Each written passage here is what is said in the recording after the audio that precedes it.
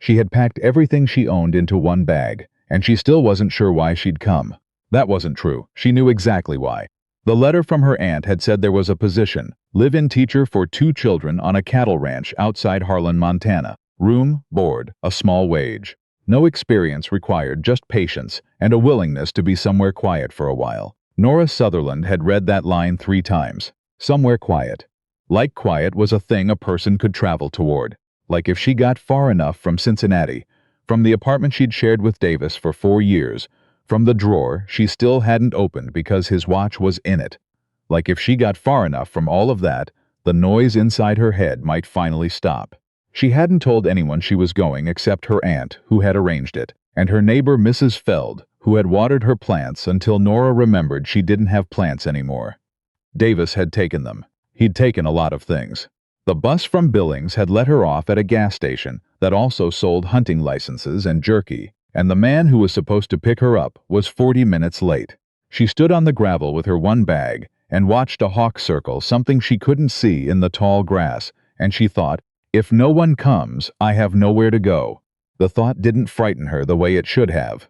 Mostly it just felt like the truth, the same way a lot of things felt like the truth lately. Flat and matter-of-fact and not worth arguing with. A truck pulled in. Black, older model, one dent along the passenger door that someone had tried to fix and mostly hadn't. The man who got out was not what she'd expected, though she wasn't sure what she'd expected. He was tall, and he moved the way some people move who spend most of their time outside. Not slow, but not in a hurry either.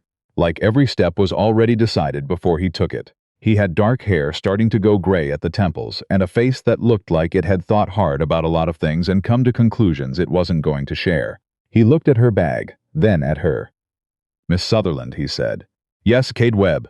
He didn't offer his hand. He picked up her bag before she could reach for it and put it in the truck bed like it weighed nothing, which it didn't. But the motion was so automatic she wasn't sure if it was courtesy or just efficiency. "It's about an hour," he said. "Road gets rough the last 15 minutes. She got in. He drove without the radio. She watched the landscape change from highway scrub to open valley, to something wider and higher and older than anything she'd driven through before. The mountains came up slow on the left side, so gradual she kept not quite believing they were there, until suddenly they were, massive and calm, purple-gray in the afternoon light. She thought about saying something. She didn't. "The children are 8 and 11, Cade said, about 30 minutes in, without preamble. "Lottie and Sam. Sam reads above his grade. Lottie doesn't like to sit still. What do they know about me? That someone's coming to teach them that she's from Ohio." "Cincinnati," Nora said. He glanced at her once. They won't know the difference. She wasn't offended. She suspected he was right. "Their mother?" she asked, because she needed to know, and her aunt's letter had been vague. "Gone," he said. 3 years. She didn't ask anything else. The road got rough, like he'd said. She braced her hand against the door and looked out the window and tried to think of herself as someone who could do this, who could show up to a stranger's house in the middle of Montana and become something useful. A teacher. A presence. Someone with a plan. She'd been a teacher before, technically. 2 years at a middle school in Cincinnati, until she'd quit to support Davis's gallery, which had needed more of her time and money than either of them admitted, until it didn't need anything from her anymore because it and Davis were gone. She didn't let herself finish that thought. The ranch came into view around a bend in the road, and her first feeling was something she hadn't expected. Relief, not because it was beautiful, though it was, in a spare functional way. Low white house with a long porch, barn set back to the left, fencing that went on further than she could follow. But because it was so clearly a place where things happened, where there was work to do and wood to split and horses to feed and all the ordinary urgency of a life being lived. She had been afraid of what quiet might mean. This wasn't that kind of quiet. This was a place that just didn't make noise about itself. The kids were on the porch. Sam had his arms crossed, trying to look indifferent and not quite managing it. Lottie had her face pressed to the railing post and was watching the truck like it might contain something extraordinary. Nora got out before Cade cut the engine and felt the ground under her feet, solid and unfamiliar. "Hi," she said. Lottie said, "You're younger than I thought." Sam said nothing, which she'd learned was what Sam did when he was feeling something large. The first week was nothing like she'd imagined, and exactly as hard as she'd feared.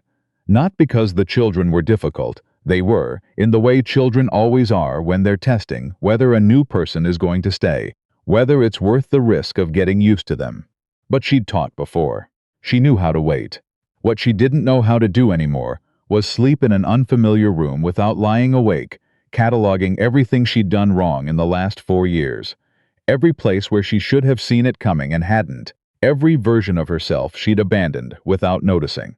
The room they gave her was small and clean, white curtains, a window that looked out over the north pasture. She could hear the horses at night sometimes, a low sound that moved through the walls, and she found herself listening for it the way she used to listen for Davis's breathing. Not because she'd wanted to hear it, but because she'd learned to calibrate herself against it. Know when to be still. Know when the room was about to change. She stopped herself, those first nights, from following that thought all the way down. Cade Webb was not an easy person to read. He was not unkind. That was the first thing she settled on because she'd come in braced for something. She hadn't known what, exactly. A man who'd look at her sideways, who'd make her feel like a transaction. But he didn't do any of that. He was just quiet in a way that felt very old, like he'd grown up knowing things cost more when you talked about them. He told her the schedule, showed her where the supply closet was, left a list of the children's habits on the kitchen table without making a thing of it. Sam won't eat onions. Don't ask him why, just leave them out. Lottie loses things. Check her coat pockets, that kind of thing. She read that list twice before she folded it and put it in her cardigan pocket and didn't ask him about it. He worked long hours. She'd hear him before sunrise sometimes, the creak of the porch boards or the sound of the barn door on its slide. She'd hear him at dinner, quiet again, listening to Lottie talk about whatever Lottie was working through that week. The life cycle of bees, whether horses could be friends with dogs, why the sky in Montana was a different color than the sky in other places. Cade would answer her seriously, like all of her questions were worth the same careful attention. Nora noticed that. She noticed that. She noticed. Sam showed her his room on the third day, which she understood was an offering. He had books arranged by height, not subject, not author. He had a rock collection that he'd labeled in careful handwriting. He had a photograph on his desk of a woman who must have been his mother, dark-haired, laughing, turned away from the camera like the picture had been taken by accident. Nora didn't say anything about the photograph. She looked at the rocks instead and asked him to tell her about them, and he did for 45 minutes with the particular fluency of a child who has been waiting a long time for someone to ask. The second week, Lottie climbed a fence post she shouldn't have climbed and fell and came inside bleeding from her palm, not crying, just solemn, holding her hand out to Nora like, "Here. This is your problem now." Nora cleaned it and wrapped it, and didn't make a fuss. And when Lottie asked why she wasn't worried, Nora said, "Because you're going to be fine." And Lottie looked at her for a long moment with those dark eyes and said, "How do you know?" "Because you didn't cry," Nora said. "Tough ones never do until they're safe." Lottie considered this. "Are you tough?" she asked. Nora was quiet for a second. "I'm working on it," she said. That night at dinner, Cade said, without looking up from his plate, "Lottie told me what you said to her. I hope it was all right." "It was right," he said, and that was the end of it, and somehow that was worse than if he'd said more. The trouble came in the fourth week, the way trouble usually did. Not loudly, not with warning, just a knock at the door on a Tuesday afternoon, when Cade was out in the north field, and she was in the middle of a reading lesson with Sam. The man at the door was broad-shouldered, expensive jacket wrong for the weather, smile that arrived before anything else about him. He introduced himself as Phil Deering. He said he had business with Cade Webb. He said he'd wait. She made him wait on the porch. She didn't know why, exactly. She didn't have a reason she could have put into words. He hadn't done anything wrong, but she recognized something in the way he'd looked at the house when she opened the door. Like he was calculating what it was worth. She went back to Sam. "Keep reading," she said. "I'll be in the kitchen." From the kitchen window she could see Phil Deering on the porch, hands in his pockets, looking out at the land with that same look. She thought about calling out to the field, and then told herself she was being foolish, and then thought, "I used to tell myself that a lot, and I was wrong every time." She went to the field. Cade was repairing a stretch of fencing, crouched down at the post base, not looking up when he heard her coming. She'd learned he didn't look up until he was ready. It wasn't rudeness. It was the way he paid attention, all the way, or not yet. "There's a man at the house," she said. "Phil Deering. He said he has business with you." Cade stood up. Something changed in his face, not visible exactly. More like something going still that had been in motion. How long has he been here? 10 minutes, maybe. He pulled his gloves off. He looked at her in a way that was direct but not intrusive, like he was checking something without wanting to make her aware he was checking it. Did he say what kind of business? No, but he looked at the house like he was pricing it. Cade was quiet for 2 seconds. "Thank you," he said, and walked back toward the house in that decided way of his, not running, but fast. She followed at a distance and stayed in the kitchen. She heard voices on the porch, but not words. The conversation was short. 15 minutes, maybe less. She heard the sound of a truck on the gravel and then nothing. Cade came through the back door and went to the sink and washed his hands, which she'd noticed he did when he was thinking. "He wants to buy the ranch," he said, without her asking. "Are you considering it?" "No." She nodded and went back to Sam, who had read ahead 6 pages without her, and looked up with the focused blankness of a child, trying to appear like he hadn't been listening to the sounds from 2 rooms away. She didn't ask Cade anything more about it. But over the next week, she noticed things. A second phone call he took outside, standing at the far end of the porch in the cold. A letter that came in an envelope with a law office return address. The way his shoulders sat differently at dinner on Thursday, like there was something pressing on them from above. She wasn't trying to observe him. She'd just spent 4 years reading a person who hadn't wanted to be read, and the habit hadn't left her yet. On a Friday evening, when the kids were in bed, and she came through the kitchen for a glass of water and found him at the table with papers spread in front of him, and a look on his face, like a man who's been calculating the same numbers for too long, and keeps getting the same answer, she almost kept walking. She stopped. She said, "Is the ranch in trouble?" He looked up. He wasn't startled. She'd come to understand that Cade Webb was not the kind of man who got startled. He thought about it. "Deering's been buying up land in this county for 2 years, he said. "He's patient.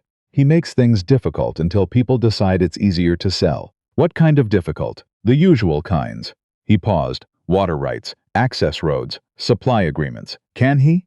"He can make it expensive to fight," Cade said. "Which is different from being right." She looked at the papers. She'd had, before Cincinnati, before Davis and his gallery and all of that, 2 years of pre-law before she'd switched. She'd forgotten a lot of it. She remembered some. "Can I look at those?" she asked. He considered her for a moment. Not suspicious, not guarded. More like he was deciding something about what this meant. "Yes," he said. She sat down across from him and pulled the papers toward her. They sat there for 2 hours. She found 3 things in the land survey documentation that didn't match the county records she found online on her phone. Cade confirmed 2 of them against records he had in a filing cabinet in his office. The third was something that would need a lawyer. But it was something. When she finally pushed back from the table, it was past 11, and the kitchen was quiet in the way that Montana was quiet. Not absent, just full of the right things. "You didn't have to do that," he said.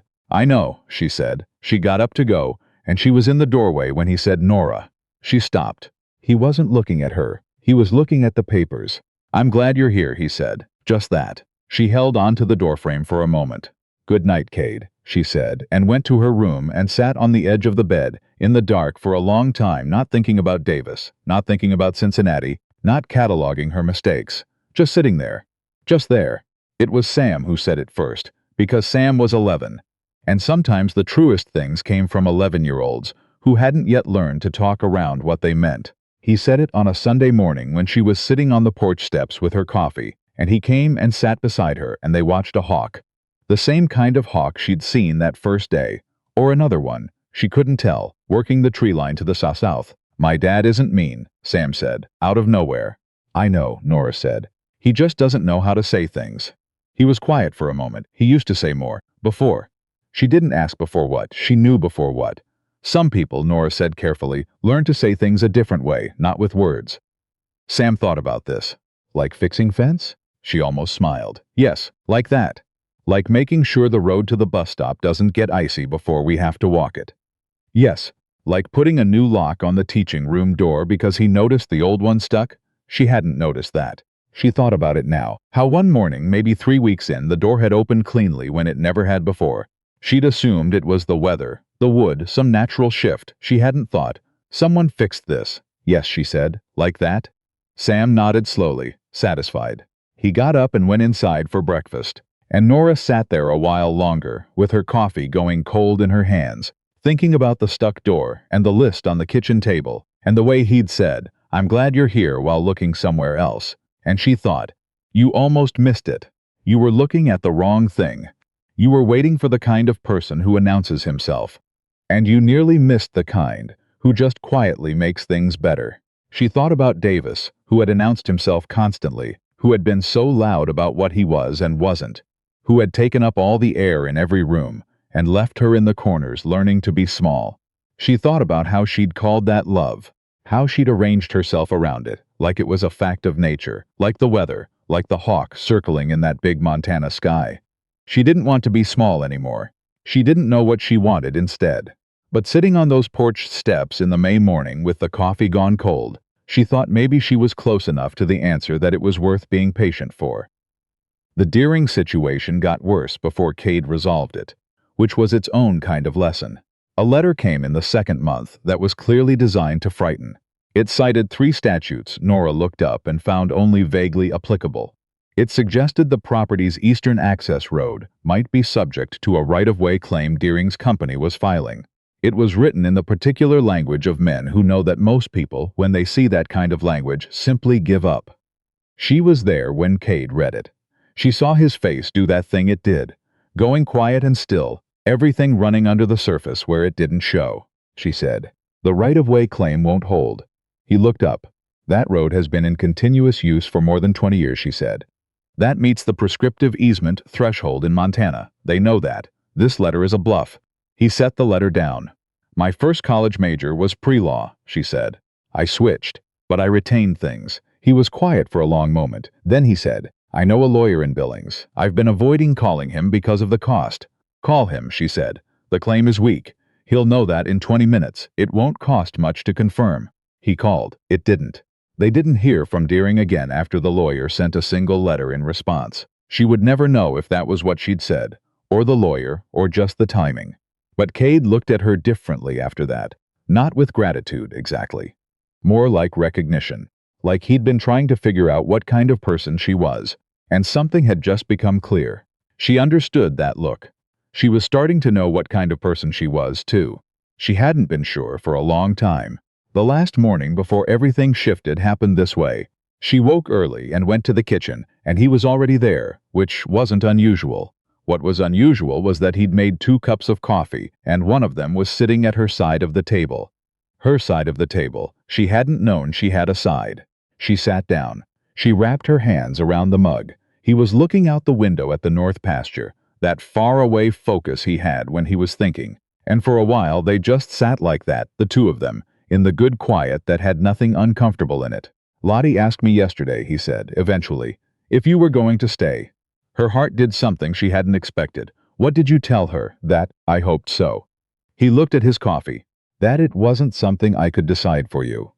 "What do you want?" she asked, because she'd learned in this house to ask the real question. He was quiet for long enough that she started to think he wasn't going to answer, that she'd overstepped, that she'd misread the door lock and the list and all of it the same way she'd spent 4 years misreading everything about Davis. Except this felt different. This felt like a man who was choosing his words because they mattered, not because he was hiding. "I'd like you to stay," he said. "Not because we need a teacher, because I'd like you to stay." She looked at him. He was still looking at his coffee, which she understood was not avoidance. It was just how he said the hard things, "Not at you, alongside you." "Then I'll stay," she said. He finally looked up. The look on his face was the kind that didn't get put into words and doesn't need to be. Outside, Lottie was on the porch already, even at this hour, watching the horses come in from the far field in the early light, their shapes dark against the gold. She was doing the thing she always did, talking to them, though they couldn't hear her, telling them something important. Sam was in his room. The morning was doing what Montana mornings did, arriving all at once, enormous and unhurried, like it had been planning itself all night. Nora sat with her coffee in her hands at her side of the table and thought, "I came here to disappear," she thought. "I think I found something instead." That was enough. For now, that was more than enough.